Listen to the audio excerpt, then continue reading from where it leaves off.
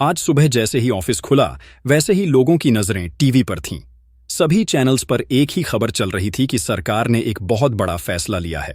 और यह फैसला सीधे उन लोगों से जुड़ा है जो लंबे समय से पेंशन और डीए की मांग कर रहे थे।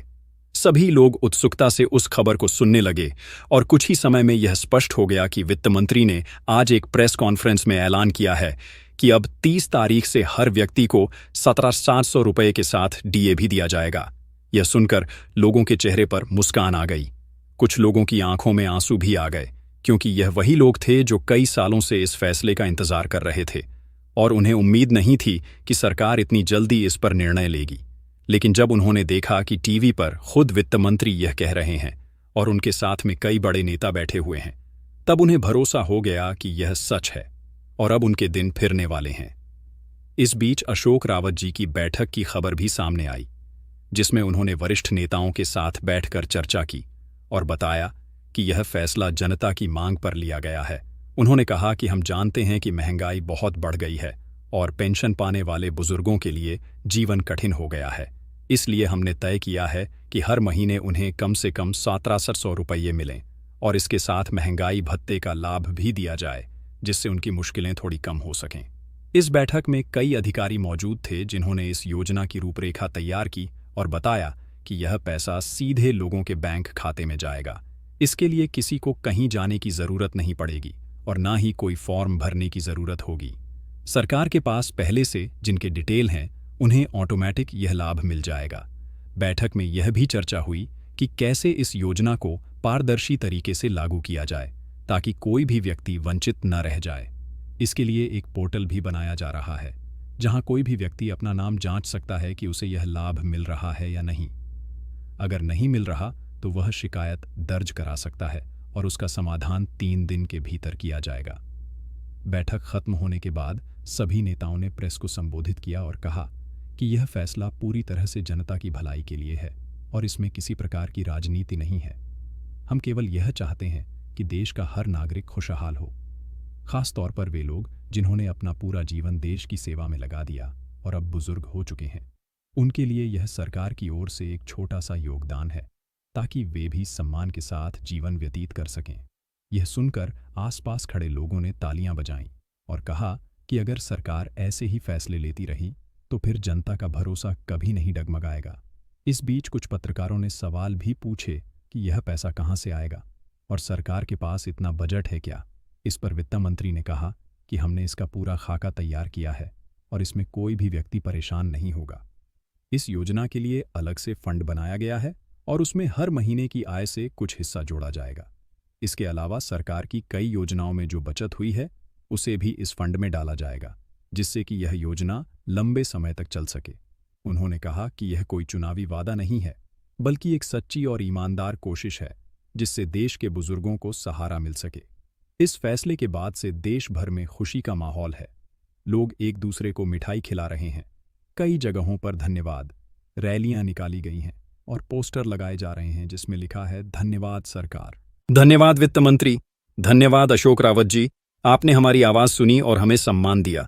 कुछ बुजुर्गों ने बताया कि पहले वे सोचते थे कि शायद अब कोई नहीं सुनेगा, लेकिन जब यह घोषणा हुई तो लगा कि अभी भी इस देश में बुजुर्गों की अहमियत है और सरकार उनके लिए कुछ करने को तैयार है।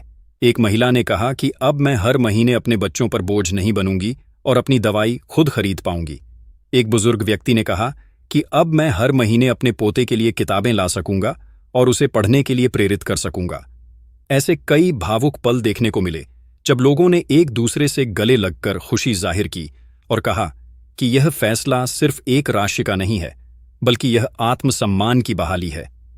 लोगों को लगने लगा है कि सरकार अगर चाहे तो कुछ भी कर सकती है और अगर जनता एकजुट होकर अपनी बात रखे तो कोई भी सरकार उसे अनसुना नहीं कर सकती। अशोक रावत जी ने कहा कि यह तो सिर्फ एक शुरुआत है। आने वाले समय में और भी योजनाएं लाई जाएंगी जिसमें बुजुर्गों के लिए मुफ्त इलाज की व्यवस्था होगी। हर गांव में एक हेल्थ चेकअप कैंप लगाया जाएगा और उन्हें मुफ्त दवाइयां दी जाएंगी। इसके साथ ही उन लोगों के लिए जो अकेले रहते हैं और देखभाल करने वाला कोई नहीं है, उनके लिए आश्रय केंद्र बनाए जाएंगे जहां उन्हें अच्छा भोजन और रहने की सुविधा दी जाएगी। इन सभी बातों को सुनकर लोगों को लगा कि अब उनका भविष्य सुरक्षित है और वे निश्चिंत होकर जीवन व्यतीत कर सकते हैं। इस योजना की शुरुआत 30 तारीख से होगी और तब से हर पात्र व्यक्ति के खाते में पैसा आना शुरू हो जाएगा। इसके लिए सभी जिलों में एक निगरानी टीम बनाई जाएगी जो देखेगी कि योजना सही से लागू हो रही है या नहीं, कहीं कोई गड़बड़ी तो नहीं हो रही। अगर कोई अधिकारी इसमें लापरवाही करता है तो उसके खिलाफ तुरंत कार्रवाई होगी। वित्त मंत्री ने कहा कि हम चाहते हैं कि यह योजना मिसाल बने और आने वाले समय में दूसरे राज्य भी इससे प्रेरणा लें और अपने यहाँ भी ऐसी योजनाएं लागू करें ताकि पूरे देश में बुजुर्गों को सम्मान मिले। बैठक में मौजूद अन्य नेताओं ने भी कहा कि हम मिलकर इस योजना को सफल बनाएंगे और यह हमारी जिम्मेदारी है कि जनता को उसका हक मिले। बैठक में गांधी जी की तस्वीर के सामने सभी नेताओं ने एकजुट होकर यह संकल्प लिया कि वे ईमानदारी से इस योजना को जमीन पर उतारेंगे और जनता को कोई परेशानी नहीं होने देंगे।